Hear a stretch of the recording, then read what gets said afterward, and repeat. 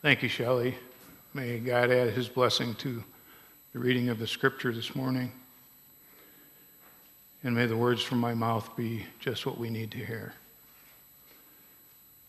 Before I begin my message, I want to once again thank family members for coming here and making that part of the service so very special. We'll not ever forget those who have gone before us. Years ago, there was a group of Christians who were from the United States, and you might recall this. It was all over the news. But they went to visit Nicaragua. And at the time, the Contras were just tearing up the countryside and killing folks, and it was a terrible time for that nation. But this group of Christians from the United States went there to do some relief work and to help the innocent citizens who needed some help. And while they were there, one of the members of their group, I believe he was a bishop, but he was killed by the Contras. Now the group was confused and full of questions. They'd gone over there to do something good, and as a result, one of their people was killed. They were full of questions. Well, the next Sunday, there was a memorial service that was held. And from the altar, the priest said these words, "The peace of the Lord be with you." And the Nicaraguan people that were there in the congregation began to embrace the Americans that were there to help them and to say paz, which means peace in their language. These people who had suffered in so many ways and were still suffering greatly were passing the peace of Christ. During communion, there was a pause. The congregation was silent. And then someone called out a name. And in one voice, the whole congregation responded. Presente means present. Another name was called out. Once again, the response was presente. During that service, at least 20 different names were called out, and each with the same response, presente. Well, the pastor who was leading this, was with this group of Christians, didn't understand what was happening until he heard the name of their guy that was with them who had been killed. When the priest read the name Oscar Romero, and the same response, presente. Then they began to realize that these were all names of people who had died. And after that, he joined them in shouting, presente. Presente is a word used in that nation by school children during roll call. At the Lord's table, the word presente means in our midst or present with us. Shouting presente in this worship service was a way of saying that those people had all died, but their presence and their influence was still felt and was still there with them in that place that day. Today we celebrate All Saints Sunday. We remember our people. We remember those some who have influenced our faith development. We remember people whose presence is still felt every day in our lives, even though they now rest. All Saints Sunday is the church's Memorial Day, a time to remember and to give thanks to God for those he gave to us and who have returned to him. With these thoughts in mind, go with me now to a mountain where Jesus is teaching. his disciples. And he begins his teaching with a list of Beatitudes. We're all familiar with these Beatitudes. We've heard them before. Here's a list that picture the life of a saint. On this All Saints' Day, let's look at 3 of the more difficult Beatitudes to see if you and I might qualify. Saints are people, first of all, who live their lives trusting God. Trusting God above all. Jesus said, "Blessed are the poor in spirit, for theirs shall be the kingdom of heaven." Now, Jesus isn't saying that it's great to be poor. It's great to be in poverty. One couple said that they saved a lot of money by going over their household budget together every single evening. And someone said, "Well, how does going over your budget every evening help you save money?" And they said, "Well, by the time we make any sense out of our finances, it's too late to go out and spend any money." Jesus is not saying here that poverty is good. He's saying that faith in God is more important. God is our source of security. Sometimes we think that if we have enough money, enough land, enough possessions, we'll be in control of our lives. We'll be protected. We'll be secure. People who experienced floods and wildfires this summer know that control of those things is nothing but an illusion. We only think that we're secure.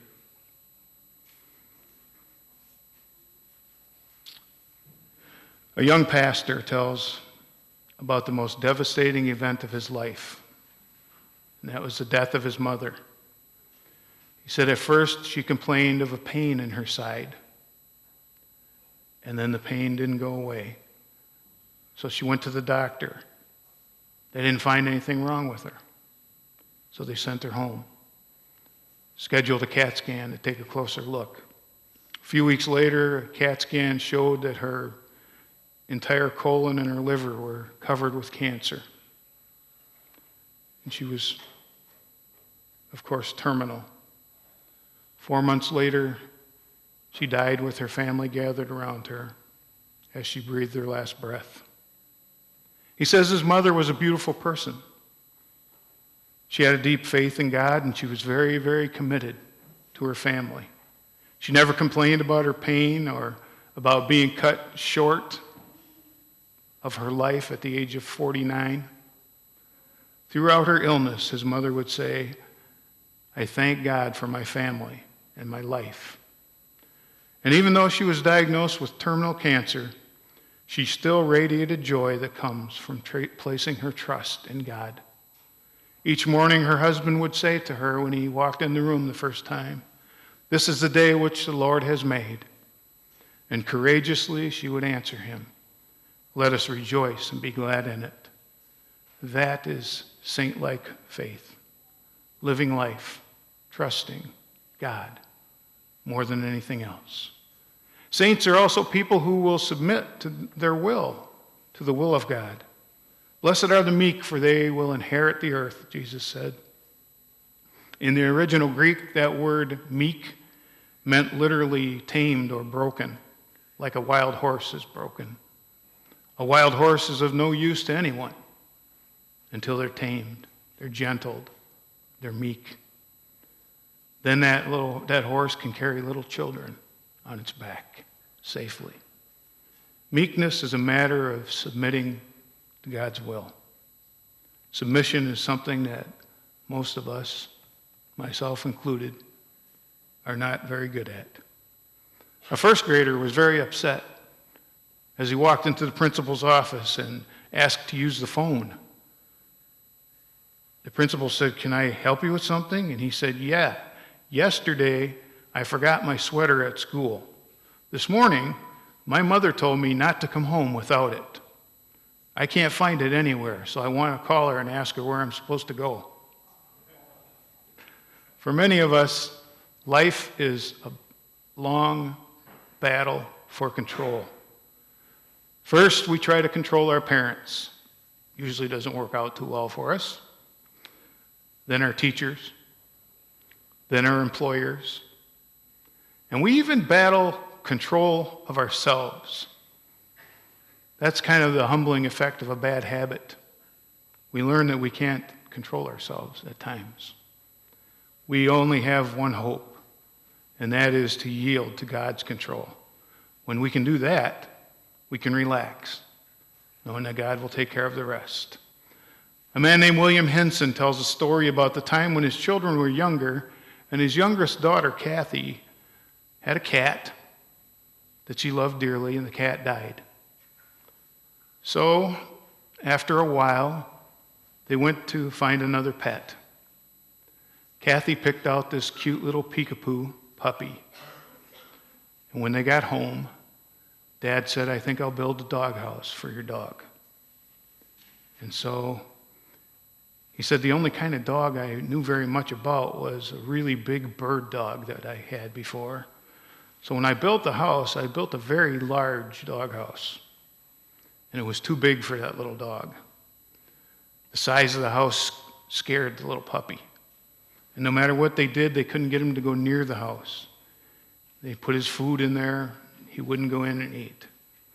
They put his water in there, he wouldn't go in to get a drink. And then, in desperation, he said, I tried to push him in there, give him a little boost in there, and then hold my hands over the door so he couldn't get out. But it didn't work, because as soon as I moved my hand, he came dashing out of there, scared to death. Well, Dad went and sat down in his den for a little while to think about this and what he might do next. And in the meanwhile, Kathy stood outside, crying because her dad had built this nice house for her puppy, and the puppy wouldn't go in. After a while, she got down on her hands and knees, and she crawled into the doghouse herself. When she crawled in, guess what happened? That little puppy trotted right in beside her and stretched out on the floor, comfy as could be, laid on his back, and went to sleep. All the puppy's fears were gone now, because the one that he loved and trusted had gone first into that dark, frightening place. It no longer caused the puppy to be afraid. There's a lesson here for us. Two lessons, really. One is that Jesus did that for each of us. He went into that dark place and took care of our needs so that we don't have to fear when this life ends. And the other is, because death is an unknown, sometimes we're afraid of it. But we've had folks who have gone before us and have gone through that dark moment and then into that light and have found that it's a wonderful place and that it's not dark, not scary at all. And we someday will follow them. Saints trust in God. Saints submit their will to God. Finally, saints are people who, no matter what happens, hang on and stand firm in their faith. Jesus knew as he spoke to the disciples on that mountaintop that the day would come when they'd be punished for believing in him. Most of them were killed in the end for believing in him. Jesus knew that this kind of living that they were going to have to live was going to be difficult. And Jesus knew, too, that life was going to be difficult for us today, as it often is. In his last beatitude, he tried to warn the disciples that things can be tough. He says, "Blessed are you when people revile and persecute you and utter all kinds of evil against you falsely." When those things happen, and they are bound to happen at one time or another in your life, rejoice and be glad, for your reward is great in heaven. It's going to be okay in the end. All through the ages, there have been saints who have suffered because of their faith. They took unpopular stands, but they stayed strong in the faith. They didn't waver when they were faced with trouble. Those people are examples for us. They offer us a word of hope. They endured, and so can we. When Margaret Helminski was 7 years old, she got a gift from her grandmother. It was a tiny little cross with a very delicate little gold chain that was real fine. And her grandmother said, as she fastened it around Margaret's neck, "Never forget what this cross means." She said, "I promise I won't." Over the years, she said that cross became a part of her. She wore it all the time. She could look at herself in the mirror and not even notice it. As a graduate psychology student, she took a job tutoring at a school for special needs children. She was suddenly surrounded by children who expressed their emotions by kicking, biting, screaming. She was terrified at first, but determined not to let it show to the kids. On her first night there, the head counselor said that there were 3 of the boys that were sitting at her table that had asked if she could take them to dinner that evening. She thought, "Oh man, by myself? How would I handle it if all 3 of them decide to act out at the same time? What will I do?" She swallowed hard. She desperately needed this job, so she fought back the panic and the fear, and she walked with those boys to the dining hall. They passed through the cafeteria line as some of the other kids were having little tantrums and little fights were going on. Fortunately, though, none of her boys had any kind of behavior problem or outburst that evening. And they made their way to a table in the center of the busy cafeteria, and they sat down. Margaret picked up her fork and was about to take the first bite when she noticed that all 3 of the boys were not eating but staring at her. And she said, "What's the matter?" And the 8-year-old boy, whose name was Peter, said, "Aren't you going to ask a blessing?" She said, "I didn't think I was supposed to. This is a public school." She said, "Yes, but you wear a cross. Don't you know what that means?" And her grandmother's words came back to her. "Never forget what this cross means." The little boy said, "We thought that meant something."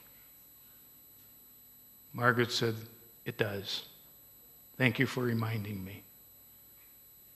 And she bowed her head, no longer afraid. She learned something about saints that day. She learned that saints trust in God and God alone for their security. Saints submit their will to God. And finally, that they stand firm in their faith all the way to the end. I've known a few saints in my time, haven't you? Some of them are right here today. Some of them are watching us on YouTube or will sometime this week. Some of them are gone, have sat here in this room with us. Sunday after Sunday, we've eaten with them downstairs, local restaurants, but they're gone now. And some of those saints, not perfect people, but perfect because of what Jesus did for them, have left us this last year.